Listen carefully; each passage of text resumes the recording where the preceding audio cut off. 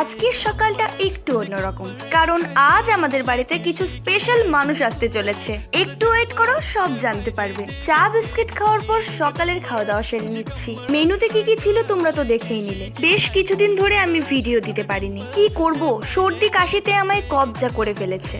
তবে এবার একটু ভালো আছি, তাই কন্টিনিউ ভিডিওগুলো আসবে।